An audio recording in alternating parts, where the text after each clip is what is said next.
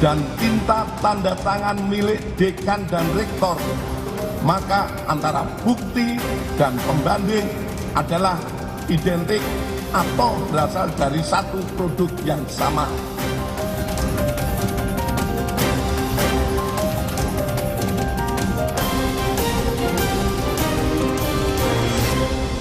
Pada hari ini, tanggal 3 Juli 2025 itu ditunda dan akan dilaksanakan pada tanggal 9 Juli 2025 bertempat di ruangan Karowasidik Reskrim Polri.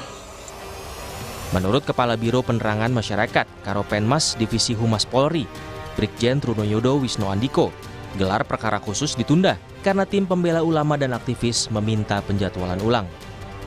TPUA meminta ada pihak tertentu yang dilibatkan dalam gelar perkara khusus. Seperti kami kutip dari Kompas.com, Brigjen Trunoyodo bilang, dalam hal ini TPUA tanggal 2 Juli kemarin 2025 membuat surat perihal permohonan nama-nama untuk dilibatkan dalam gelar perkara khusus yang memohon penjadwalan ulang gelar perkara khusus sampai mereka mendapatkan kepastian atas nama-nama yang dilibatkan dalam proses gelar perkara khusus dimaksud.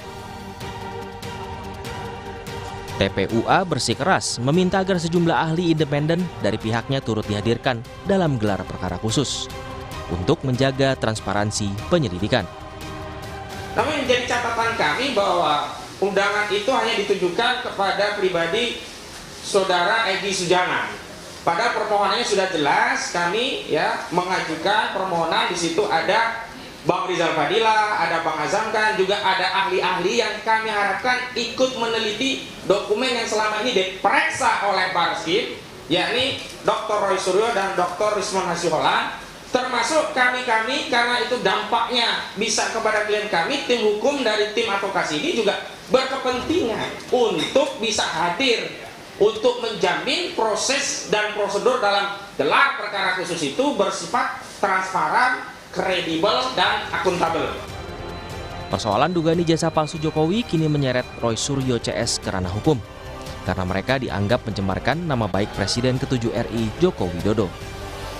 Saudara RS terjadwal akan diambil keterangan dalam rangka klarifikasi di tahap penyelidikan itu hari ini. Saat ini penyelidik masih menunggu apakah hadir atau tidak.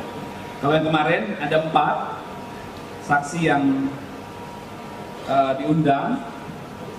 Kemarin itu saudara ES, kemudian K, kemudian DH, sama RF, itu kemarin. Itu tidak ada yang hadir. Gelar perkara khusus diinisiasi tim pembela ulama dan aktivis usai Bareskrim Polri mengumumkan hasil uji lapor ijazah Jokowi.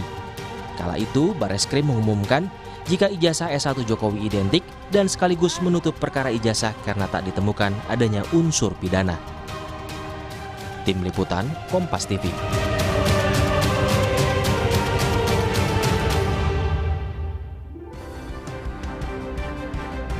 Masih di Sapa Indonesia Malam bersama saya, Friska Karisa. Polisi menunda gelar perkara khusus kasus ijazah Presiden ke-7 RI Joko Widodo. Alasannya, tim pembela aktivis ulama meminta ada pihak-pihak tertentu yang dilibatkan dalam gelar perkara khusus. Siapa saja nama-nama yang akan dilibatkan dan gelar perkara khusus ini kita bahas bersama dengan Rismon Sianipar, pihak yang meragukan keaslian ijazah Jokowi, dan juga sudah bergabung kuasa hukum Presiden ke-7 RI Joko Widodo, Rifai Kusuma Negara selaku terlapor. Selamat malam. Malam Mbak, malam pemirsa. Juga Bang Rismon. Malam Bang Rismon. Selamat malam. Jadi kalau Bang Rismon ini akan ikut gelar perkara khusus atau gimana informasi dengan koordinasi kawan-kawan TPUA? Iya Mbak, masalah gelar perkara khusus ini diundur juga kami masih bingung ya, karena pemberitahuannya sangat mendadak. Kalau tidak salah lewat WA dari seorang penyidik yang menyidik Pak Rizal Fadila, ya. Jadi meminta diundur ya dari Bareskrim menjadi tanggal 9 Juli, hari Rabu kalau nggak salah, 9 Juli 2025. Alasannya juga kami belum tahu alasan tepatnya. Oleh karena itu tadi pagi Pak Rizal Fadila mendapatkan surat resmi tentang pengunduran itu, pengunduran gelar perkara khusus, namun tidak ada alasan eksplisit pada surat tersebut. Oleh karena itu tadi pagi saya datang bersama dengan wartawan, ya wartawan Sentana, Pak Mikael Sinaga dan Pak Janes Siahaan, untuk mendapatkan informasi resmi dari Divisi Humas Polri. Tetapi ternyata setelah kami menunggu 2 jam di sana, bahwa apa yang kami dapatkan adalah tidak ada dari pejabat tersebut yang memiliki informasi dari Bareskrim mengapa alasan pengunduran tersebut dilakukan, begitu, Mbak. Oke, tapi next-nya Bang Rismon akan datang. Sudah dapat surat panggilan setelah penundaan ini, artinya pekan depan akan datang ke Bareskrim? Mengenai di Polda Metro Jaya, Mbak. Oh, di Polda Metro Jaya belum ada panggilan lagi? Polda Metro Jaya kemarin harusnya kami dimintai diundang klarifikasi, tetapi berdasarkan advice, ya, nasihat dari tim hukum kami, untuk sementara kami tidak datang dulu. Tetapi kalau untuk gelar perkara khusus, karena itu sangat penting bagi kami untuk mengetahui berkas-berkas apa yang dilakukan forensik, ya, uji forensik, dan bagaimana parameter keluarannya, ya. Jadi kami sangat berkepentingan untuk menghadiri gelar perkara khusus di Mabes Polri, ya, di Bareskrim, tanggal 9 Juli 2025 nanti. Oke, gitu, jadi Mbak. 9 Juli pasti akan datang ya untuk gelar perkara khusus karena punya kepentingan yang ditegaskan itu, Bung Rismon. Nah, saya ke Bung Rifai.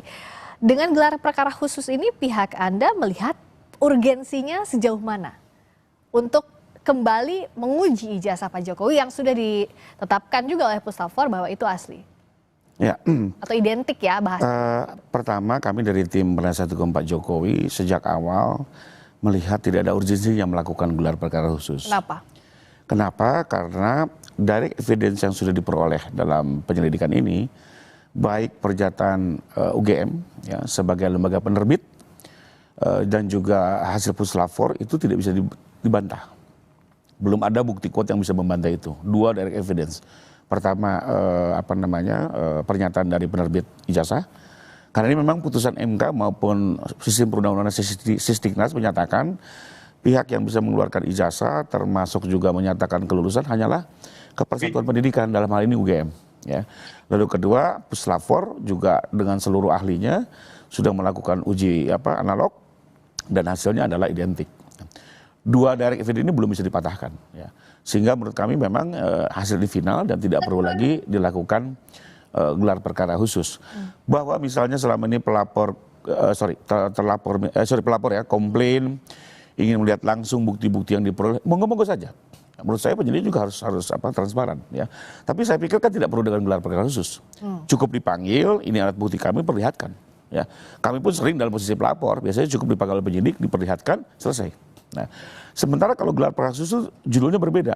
Kenapa? Ya, di Perkapolri itu gelar perkara khusus itu adalah untuk menguji adanya keberatan, ya, dari pelapor dalam hal penyelidikan dihentikan. Sementara kami melihat belum ada dasar untuk itu, gitu ya. Jadi apa yang dilakukan ini seolah-olah menurut saya di luar tujuan yang sebenarnya menurut Perkapolri. Ya. Apalagi kami agak kecewa karena awalnya kami juga sudah mendapatkan panggilan, tahu-tahu ditunda, Mbak. Dan ditundanya ini hanya gara-gara TPU ingin melibatkan pihak-pihak lain. Saya melihat kok begitu, gitu ya. Padahal pihak Anda udah siap untuk datang. Bukan soal itu, Mbak. Menurut saya kalau mau melibatkan pihak lain itu harus inisiatif dari penyidik. Bukan atas permintaan pelapor. Penegak hukum itu nggak bisa didikte oleh pelapor, Mbak. Kalau di seolah-olah sekarang kan didikte, gitu ya. Minta dihadirkan ini, apalagi pihak-pihak lain itu sudah jelas, Mbak, di Perkapolri dalam gelar perkara itu yang boleh hadir hanyalah pelapor dan terlapor. Tidak ada pihak lain. Sementara tadi saya dengar statement dari Karohumas akan mengikuti permintaan pelapor, mengundang DPR, mengundang Komnas HAM. Kami menghormati lembaga-lembaga itu. Tapi kalau bicara Perkapolri, yang bisa hadir itu hanya pelapor dan terlapor. Termasuk 2 ahli, mohon maaf nih Bang Rismon dan Bang Roy, ya. Kami juga dalam pendapat kami menolak kehadiran mereka. Ya. Karena apa? Di dalam hukum acara pidana, kita rujukannya harus hukum, ya, karena proses hukum. Tidak pernah dikenal adanya ahli yang dihadirkan oleh pelapor. Pelapor itu hanya dua. Saksi ahli itu hanya dua. Saksi ahli yang diajukan oleh penyidik, kedua saksi ahli yang diajukan oleh tersangka. Baik. Nah, saya tanyakan ke Bung Rismon, ada keberatan dari pihaknya Bung Rifai kalau dihadirkan pihak lain ahli dalam proses ini?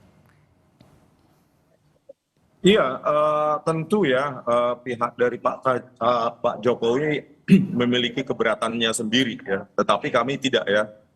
Karena begini, ya dari banyak fakta yang kami temukan di lapangan mengenai bantahan dari Pak Kasmujo, dari mulut Pak Kasmujo sendiri membantah bahwa beliau bukan pembimbing skripsi maupun pembimbing akademik.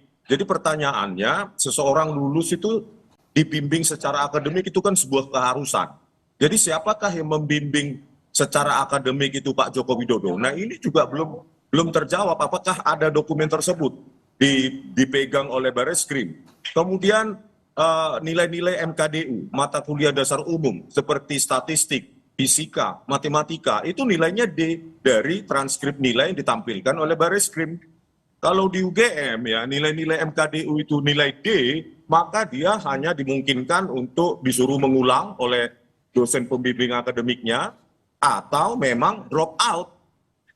Kemudian kejanggalan lain adalah di mana Pak Jokowi itu terdaftar sejak awal dengan tingkat studi SM atau sarjana muda.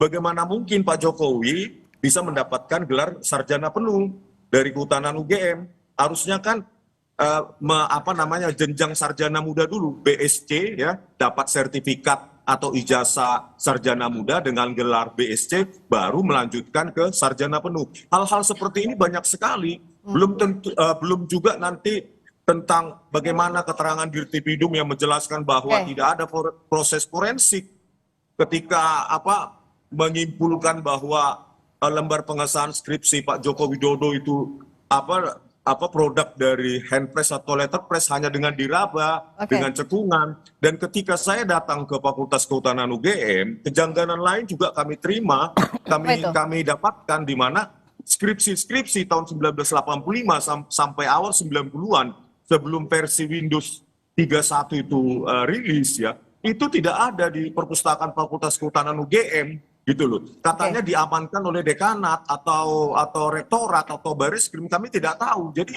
skripsi itu sebagai bahan perbandingan yang seharusnya itu ada. Kalau disita kan paling 10 skripsi. Ini ada ratusan. Anggap saja 60 skripsi yang lulus tahun 85 sampai 90, itu 6 sampai 7 tahun. Itu ada 400 sampai 500 skripsi. Kemana itu? Supaya kita bisa bandingkan teknologi ya yang dipakai pada lembar-lembar pengesahan skripsi pada zaman itu, di era itu, yang kami analisa ya kalau tidak menggunakan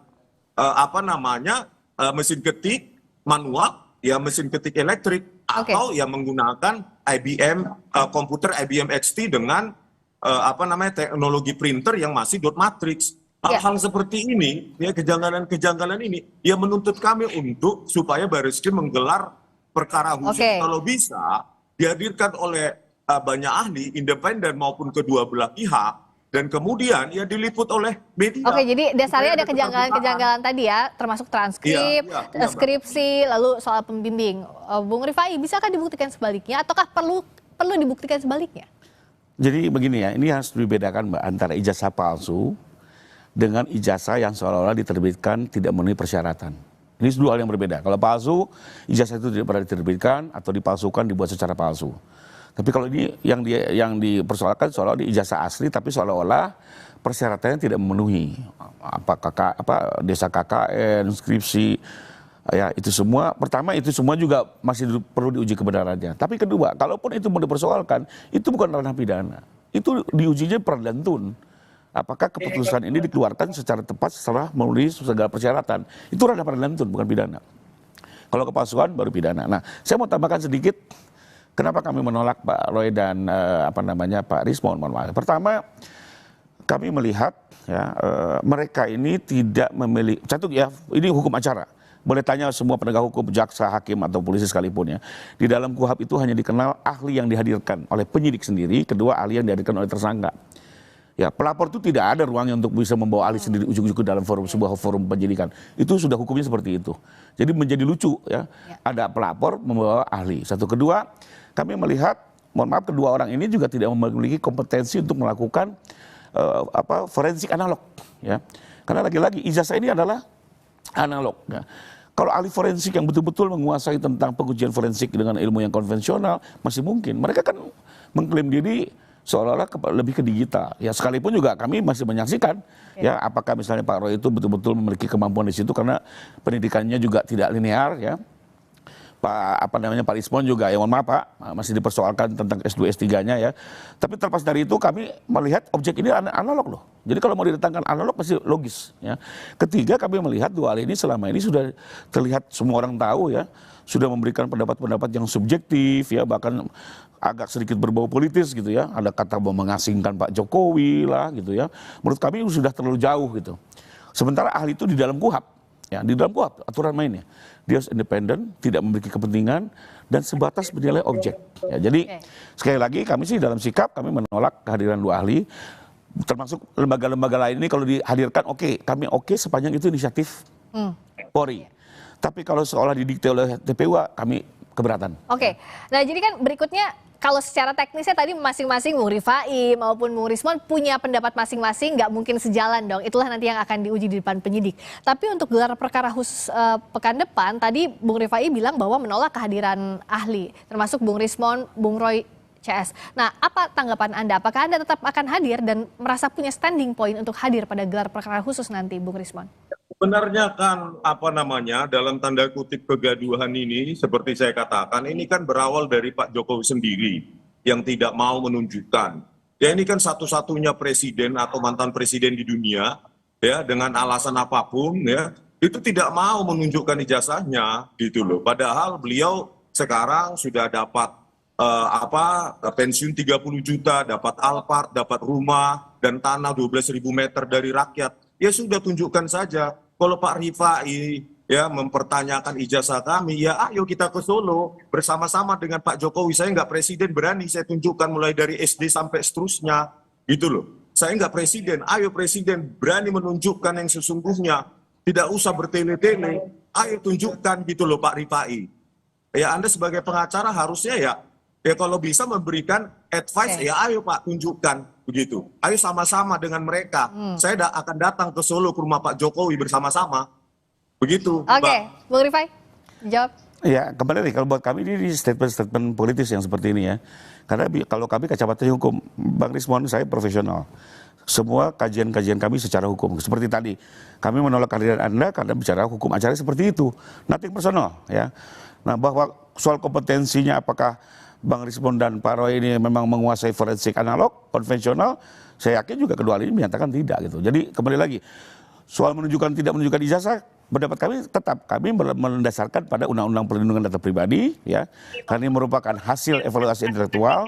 Kedua, kepada Undang-Undang Keterbukaan Informasi Publik, pasal 17 dan 19, sehingga kami dalam pendapat tidak perlu menunjukkan kepada orang-orang yang tidak memiliki urgensi, namun dalam proses hukum kami siap menunjukkan kepada siapapun, baik tentunya penegak hukum ya, polisi, jaksa ataupun hakim. Jadi ini bukan soal kita seperti anak kecil, ayo tunjukkan, nggak begitu ya. Ini saya duduknya adalah murni yuridis. Karena menurut kami kalau sudah gonjang-ganjing seperti ini, cara penyelesaian adalah dengan cara hukum, karena kita negara hukum.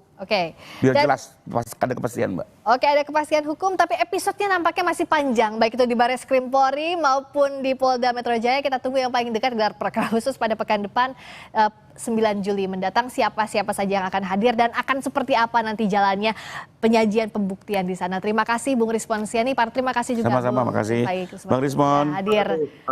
Selamat malam. Berikutnya, saudara kami kembali dengan sorotan lainnya. DPR belum memproses surat usulan pemakzulan Wapres Gibran Rakabuming Raka. Apa penyebabnya? Ulasannya usai jeda berikut ini bersama rekan saya Radhi Saputro di Sapa Indonesia Malam.